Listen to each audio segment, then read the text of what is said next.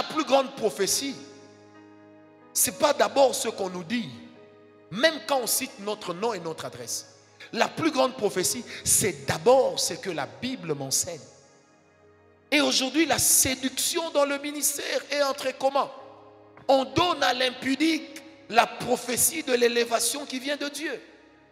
On donne aux menteurs la prophétie de la grâce qui vient du Seigneur. Mais qu'est-ce qui se passe? Regardez le rendez-vous avec le diable. Nous acquérons une conscience tranquille devant le mal. Tu reviens de faire des bêtises. Tu reviens de critiquer, d'insulter, de calomnier. Tout de suite, on te dit, lève-toi. Tu t'appelles Moulé Badjo. Tu es né en telle année, vrai ou faux? Vrai. Ta maman s'appelle telle, vrai ou faux? Vrai. Dieu a dit, il va t'élever. Automatiquement en toi, ça te dit, donc Dieu ne te compte pas ce péché. Ça veut aussi dire, si on fait un syllogisme, ça veut simplement dire que quand tu es chrétien, la grâce fait que Dieu oublie tes péchés. La prochaine fois, tu pêches encore, tu reviens. On va encore en profondeur. On te dit des choses vraies, mais on n'évoque pas le problème qu'il y a dans ta relation avec Dieu. Or, même dans une maison, quand tu as un problème avec le père de famille, tant qu'on n'a pas élagué le problème et tant qu'on ne lui a pas vidé de son sens, on ne peut pas avancer. Mais aujourd'hui, la prophétie nous a présenté le Dieu qui ne regarde pas le problème qui nous oppose à lui, mais qui vient nous dire le bien de ce qui va nous arriver alors que nous sommes dans un climat délétère. Quel est ce Dieu? Aujourd'hui, combien de chrétiens, combien de serviteurs ne sont pas en train de se vautrer dans une sale vie d'escroquerie, de mensonges, de vol et de tellement de choses, parce que la prophétie leur a donné l'opportunité de taire leur conscience. Or, tout ce qui tait la conscience empêche à ton esprit de prendre le dessus sur ton âme. Amen. Puisque quand ton esprit voudra réagir, tes émotions et tes sentiments vont le faire taire. Voilà pourquoi la femme n'a pas mangé pour donner à l'homme, elle a donné à l'homme. Dès que l'homme a mangé, la femme a eu la certitude que Dieu n'avait pas dit ça. Et c'est pourquoi quand l'homme, Dieu lui dit, pourquoi tu as mangé? L'homme dit, mais papa, c'est la femme que tu as mise à mes côtés. Dieu a dit non, il l'a condamnée. Pourquoi? Parce que toi, tu m'as entendu dans ton esprit, mais ta femme t'a entendu dans ses émotions et tes sentiments. Donc, c'était à toi de faire taire ses sentiments et ses émotions. Qui m'a donné un amen? C'est comme ça que même les chrétiens qui vont au lit avant le mariage ont toujours des astuces qui font quoi? Qui caressent l'âme, qui caresse les sentiments et les émotions en disant de toute façon, je vais t'épouser. Même si je vais avec toi, ça fera quoi? Je suis un homme de Dieu. Oui, mais j'ai aussi mes faiblesses. Dieu le sait. En fait, ça tait ta conscience. Et c'est ça le rendez-vous qui détruit la destinée. C'est ça le rendez-vous qui détruit l'homme et qui peut faire qu'une malédiction entre par lui pour commencer à courir jusque chez ceux qui viendront après lui. Et c'est une stratégie appliquée par le diable dans le jardin. Non, que dis-je? Appliquée par le diable au royaume des cieux. Parce que quand vous prenez Isaïe 14, le diable disait aux anges, d'ailleurs, Dieu est injuste. Bientôt, moi je vais le renverser. Je lui ferai un coup d'état. Moi je monterai, je m'élèverai. La Bible dit, l'orgueil s'enfla dans le cœur du diable, de cet archange. Et une fois qu'il a eu la conviction, la Bible dit dans Apocalypse 12, il y a eu guerre au ciel. Donc Dieu a dû se défendre. Qu'on ne vous trompe pas, le pouvoir de Dieu était menacé. Le diable a pris le tiers des anges. C'est pourquoi même dans l'église, bien-aimé, quand quelqu'un est un fauteur de troubles, s'il ne veut pas changer, chassez-le. L'apôtre Paul dit, de tels hommes, moi je les ai déjà jugés et même condamnés. Tout ce qui manque, c'est que j'arrive chez vous pour les chasser de l'église. Donne-moi la main. Est-ce que quelqu'un me comprend? Oh, mais donne-moi la main. Parce que quand le diable veut te détruire, il te donnera le rendez-vous. Tu entreras dans la magouille. Mais quand on dira l'église a besoin de 100 000, tu dis moi je donne 90 000. En fait, tu as caressé mes émotions et mes sentiments parce que tu m'as enlevé un poids. Et si je suis charnel, tout de suite je vais te regarder. Rekentara baba. Mon frère, ce que tu as fait, Dieu ne l'oubliera pas. Des fois même tu peux tomber. Tu es tombé, mais ton péché est resté.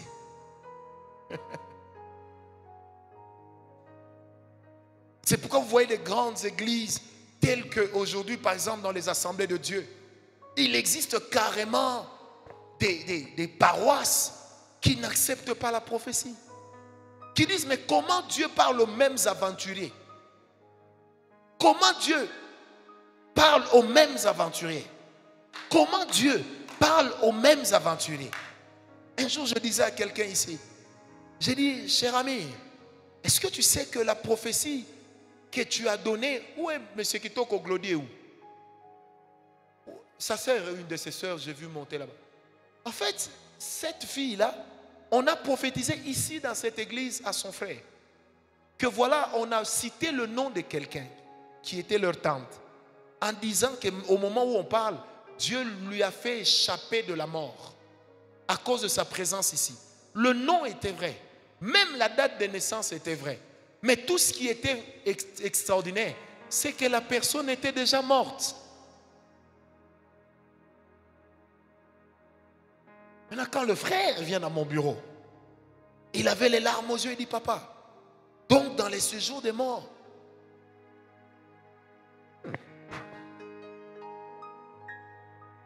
Maintenant, je devais me battre pour ne pas rabaisser le ministère.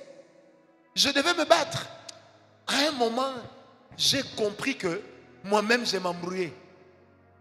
J'ai dit, ça arrive. C'est trompé. Et j'en ai profité pour lui dire, tu comprends pourquoi la parole de Dieu demeure la plus grande des prophéties? Est-ce que quelqu'un me comprend?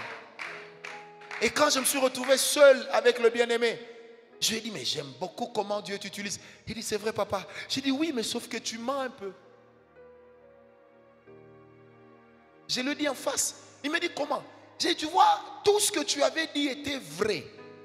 Mais quand Dieu s'est arrêté, toi maintenant tu devais justifier pourquoi Dieu t'a donné le nom de la personne. Pourquoi Dieu t'a donné la date de la personne.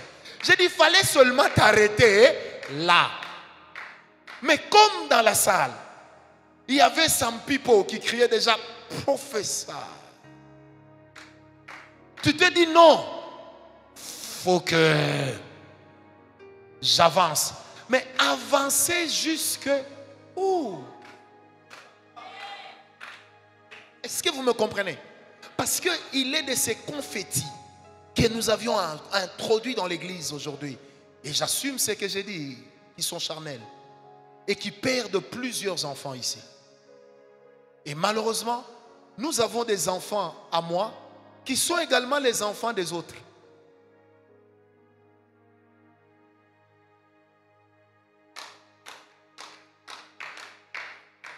Un jour, je disais à quelqu'un, mais ton papa ne fait pas ça. Toi, tu as appris ça où? Parce que même un enfant s'habille comme son père. Un jour, je disais à un des photographes ici, j'ai dit, mais la manière dont tu te coiffes, moi-même quand j'avais des cheveux en étant chrétien, je n'ai jamais eu cette crête. Tu l'as eu où? Mais papa, j'ai dit, non, tu n'es pas mon fils, appelle-moi frère. je vous dis. Écoutez, nous sommes dans Jean 5, 17. Jésus dit, ce que je fais, c'est ce que je vois faire mon Père. Il est de ces choses qui paraissent subtiles, mais qui prouvent déjà que la personne a pris rendez-vous avec une autre personne. Vous savez, si le jour où ma femme me dit, je n'aime pas comment tu t'habilles, ça veut dire qu'elle a vu quelqu'un qui s'habille mieux que moi. Et qu'en fait, elle est en train de me pousser à ressembler à la personne qu'elle a vue dans la rue. Oh, moi, je ne suis pas dans la rue. Elle doit m'améliorer, oui, mais elle ne doit pas m'amener à devenir l'autre. Tant qu'à faire, elle va l'épouser. Est-ce que vous me comprenez? Est-ce que vous comprenez la subtilité des rendez-vous?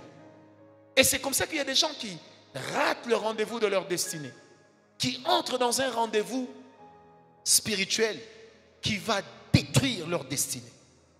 Et je l'ai dit, il y a deux choses que le diable utilise: les sentiments et les émotions. Vous savez, j'avais un ami à moi, pasteur ou apôtre, après je ne sais plus, parce qu'il n'avait pas le comportement. Il est venu me voir à l'époque, nous deux on était fauchés. Fauchés. Fauchés. On dormait avec les ventilateurs. Et on appelait nos chambres Memling pour se consoler. Et là il me dit, prof, tu sais que j'ai 1000 $. J'ai dit, mais c'est très bien. Il dit, si toi tu trouves un 400, on met ensemble. Je connais quelqu'un qui lave les dollars. J'ai dit, ah, c'est devenu un habit. Il dit, non, j'ai dit, non, non, non. Alors, on était jeunes dans la foi. Il me dit, et toi, Ngawalala, qu'est-ce que tu crois? Donc toi, tu crois que tu dépasses tout le monde en sanctification. J'ai dit, en tout cas, je ne dépasse pas tout le monde, mais toi, je te dépasse. Et tout le monde, non. Mais toi, je suis au moins sûr, comme disait Paul, que je parle en langue plus que toi. Et puis maintenant, il commence à me dire, mais Francis, tel grand fait aussi ça.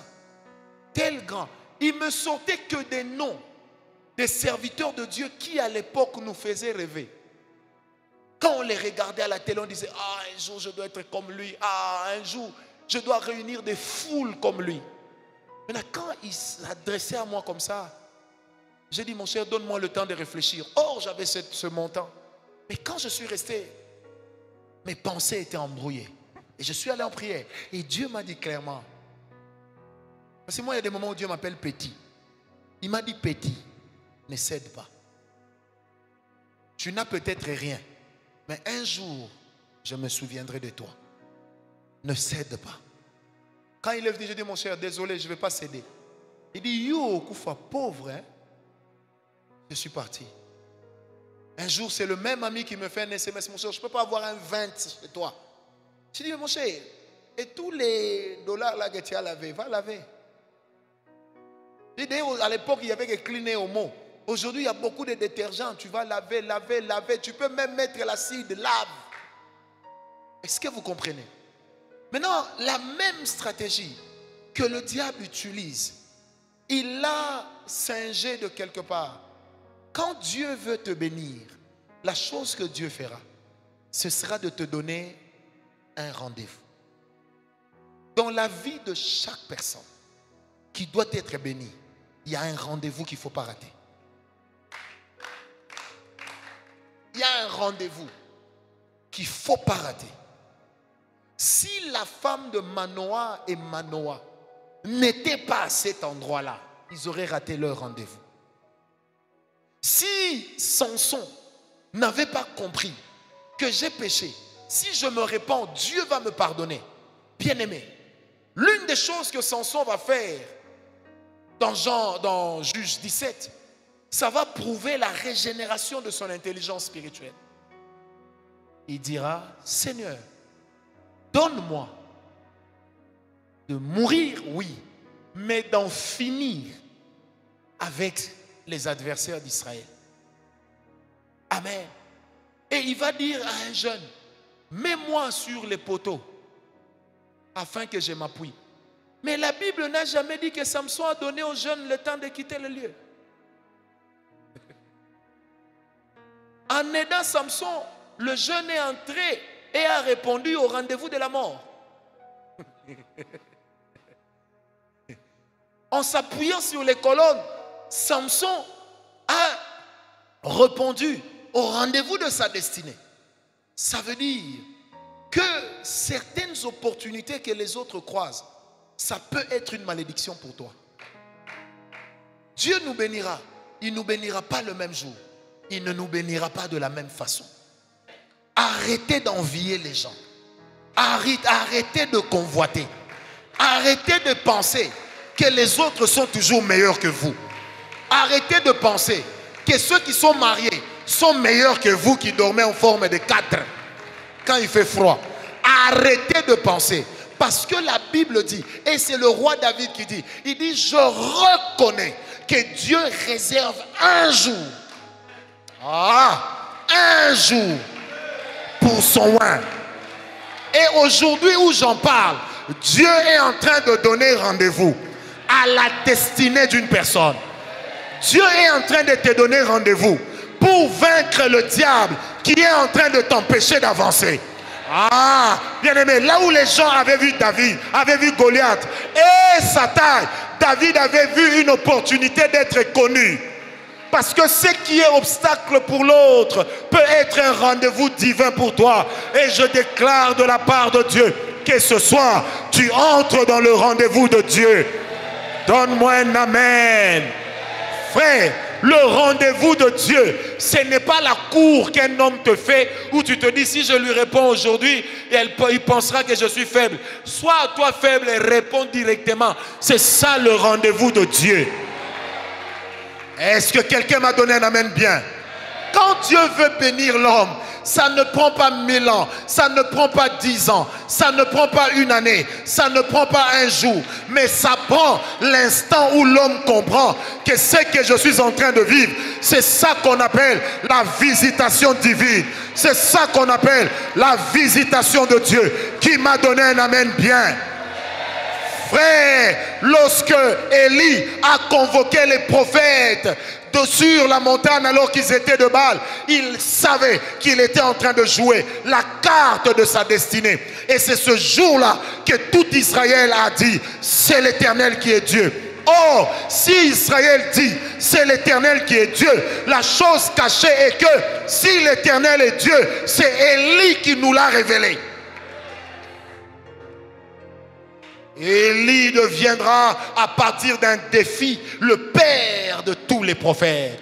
Ma soeur, mon frère, quand Dieu veut t'amener loin, il te donnera un rendez-vous. Quand le diable veut te détruire, il te donnera un rendez-vous. Dans ton cœur, tu auras toujours la possibilité de savoir au rendez-vous de qui tu vas répondre. Le rendez-vous de Dieu a toujours l'aspect de sa sainteté. Le rendez-vous de Dieu a toujours l'aspect de sa mission. Le rendez-vous de Dieu a toujours l'aspect de sa volonté. Le rendez-vous de Dieu a toujours l'aspect de sa parole. Mais le rendez-vous du diable, bien-aimé, ça te montrera la gloire, mais une gloire qu'il avait prise chez toi.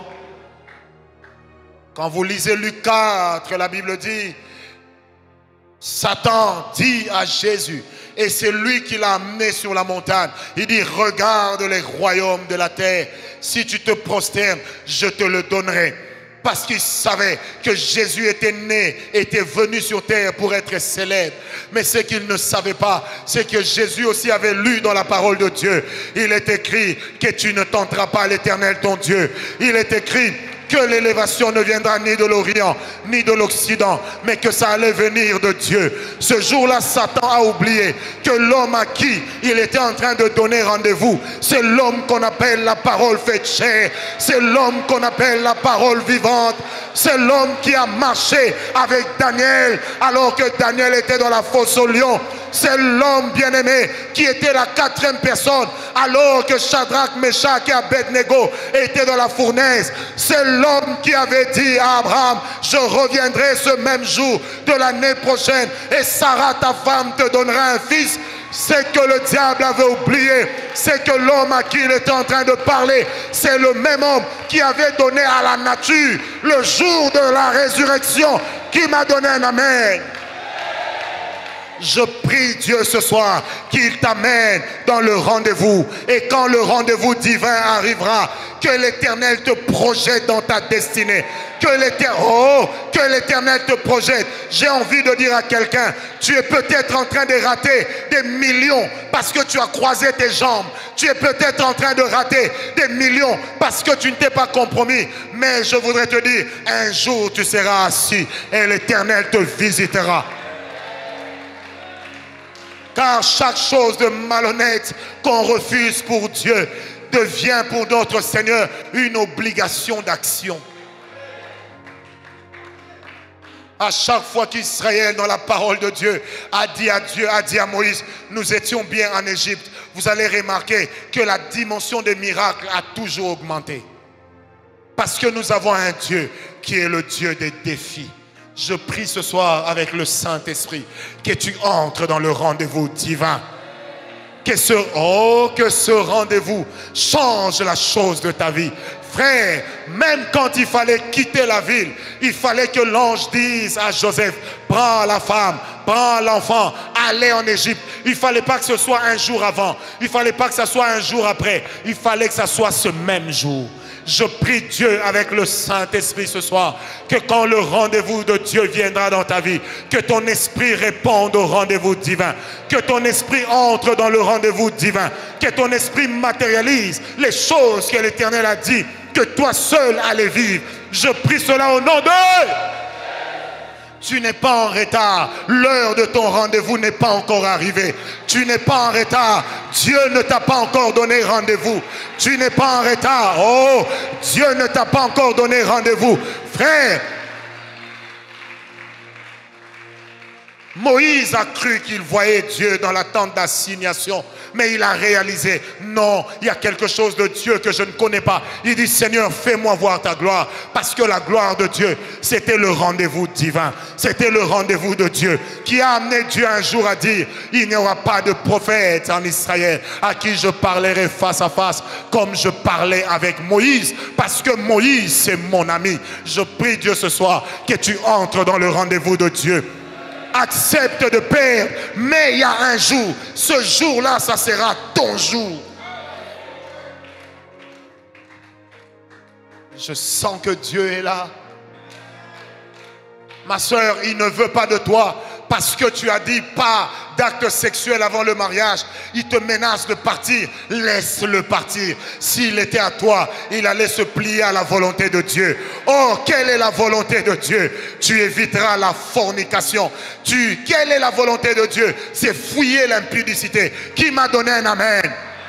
Si tu es à moi, tu attendras. Si tu es à moi, même si ça brûle, tu attendras. Si tu es à moi, tu patienteras. Qui m'a donné un amen? Frère, ils peuvent amener l'argent à l'église, de l'argent sale, parce qu'ils savent qu'on a des besoins. Mais je sais une chose, cette église n'a pas été bâtie par l'homme, elle a été bâtie par Dieu. Le jour du rendez-vous arrive et chacun de nous entrera dans ce rendez-vous. Je sens que le ciel vient de s'ouvrir. Et je sens que la grâce de Dieu est là. Des fois vous êtes pressés parce que le diable a séduit vos émotions, vos sentiments. Il vous a tellement mis à cœur d'être en retard. Il vous a tellement amené à dire, mais ces gens-là n'ont pas ma beauté. Mais regarde ce qu'elles ont. Elles n'ont pas ta beauté. Oui, certes, mais elles n'ont pas non plus ta destinée. Parce que la destinée, ce n'est pas à propos de la beauté, ce n'est pas à propos des bijoux, ce n'est pas à propos des véhicules, ce n'est pas à propos de la renommée. Non, frère, la destinée, c'est à propos du plan divin. La destinée, c'est à propos des prévisions de Dieu. La destinée, ce n'est pas le rêve de l'homme, mais la destinée, c'est le rêve de... Quand une chose n'est pas à moi, elle n'est pas à moi. Mais quand ce qui est à moi viendra, il n'y aura pas de pleurs, il n'y aura pas de larmes, il n'y aura rien de tout ça. Parce que la Bible déclare, c'est la bénédiction de l'Éternel qui enrichit. Elle ne se fait suivre d'aucun chagrin. La Bible dit, Celui qui a fait les cieux, oserait-il mentir? Non. Non. Non. Non, non, non. Il ne ment pas. Il ne ment pas. Des fois, nous nous attachons aux gens qui ont déjà dit oui au diable. Des fois, nous nous attachons aux gens qui ont déjà souscrit à la compromission. Nous refusons d'attendre. Attends. Attends. Attends. Attends. Même si tout le monde va vite, attends.